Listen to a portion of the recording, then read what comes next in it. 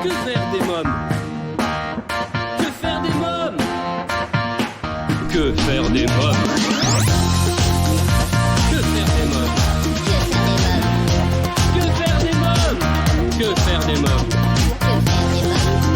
Que faire des mômes? Que faire des mômes? Eric Couder.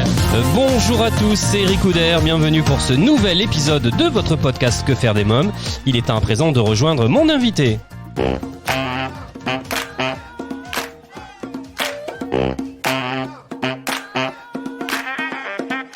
Bonjour Nicole Burezi.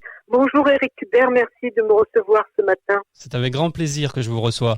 Alors vous êtes agrégé de lettres, vous avez enseigné au Brésil puis à Montpellier. Vous partagez votre vie entre Paris, Montpellier et Loudun, dans la Vienne, où vous animez depuis 6 ans des ateliers d'écriture à la médiathèque.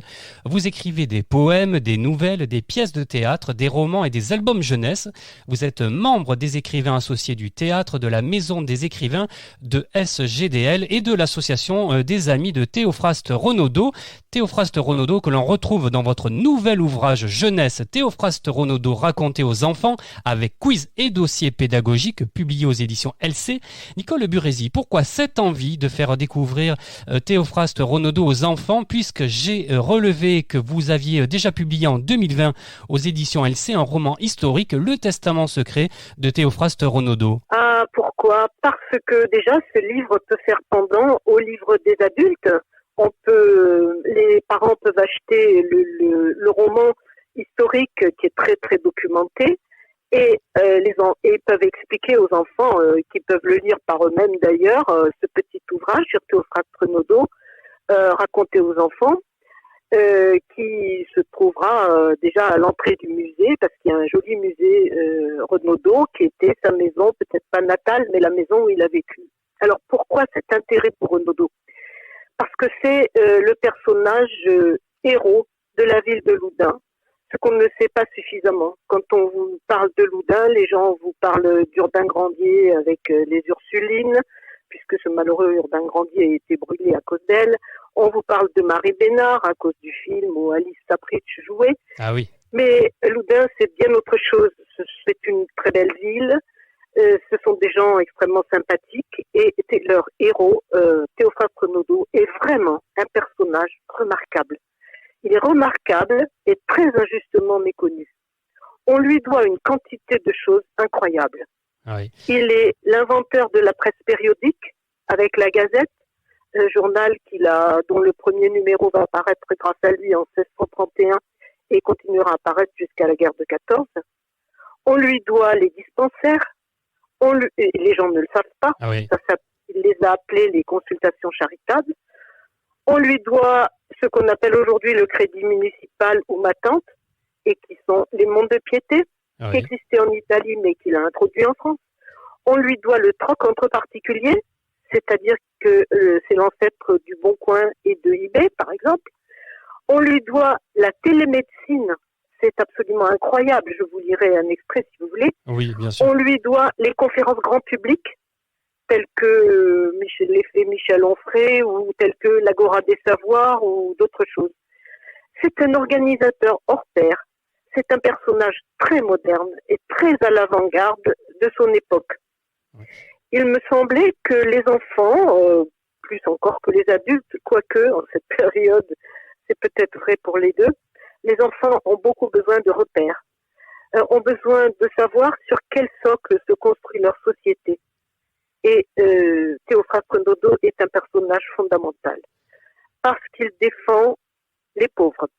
Il les soigne, il va les soigner gratuitement, c'est le premier. Il refuse l'enfermement parce que les pauvres qui traînaient dans les rues, on les enfermait dans les hôpitaux, à 15 par lit parfois. Et lui, il va trouver une solution. Il veut les faire travailler, il va valoriser le travail. Et c'est grâce à ça qu'il va inventer au Grand Coq tout ce système de mettre en relation les employeurs et ceux qui cherchent du travail. Il est porteur de valeurs fondamentales. Il est très moderne en médecine. Il ne veut pas se contenter de la saignée et des clistères, comme on le voit dans les médecins de Molière.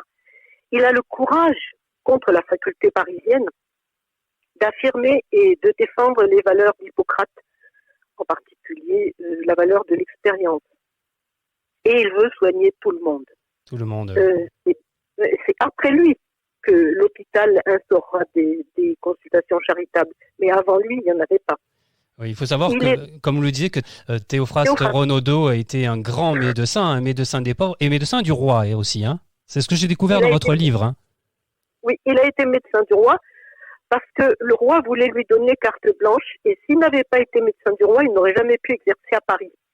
Or, il voulait mettre en place son système du bureau d'adresse pour donner du travail et s'il n'avait pas été médecin du roi, on l'aurait interdit, la faculté parisienne lui aurait interdit. Et déjà, de toute façon, elle va s'opposer à lui jusqu'à la fin de sa vie, au point d'ailleurs de lui interdire d'exercer, en prétendant qu'il avait fait ses études à Montpellier et que par conséquent, il n'avait pas le droit d'exercer, ce qui était faux.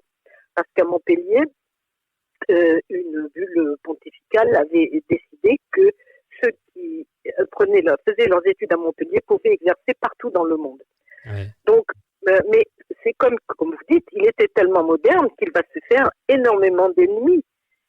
Il va défendre la médecine chimique, il va défendre la médecine par les plantes, avec son invention du fameux polycreston, fait de 90 plantes, et puis, comme il a beaucoup le sens de la publicité, il va le diffuser et le vendre à une quantité incroyable. Et bien voilà, Que faire des mômes pour aujourd'hui, c'est terminé. Rendez-vous au prochain épisode pour écouter la suite de cette interview. Bye bye!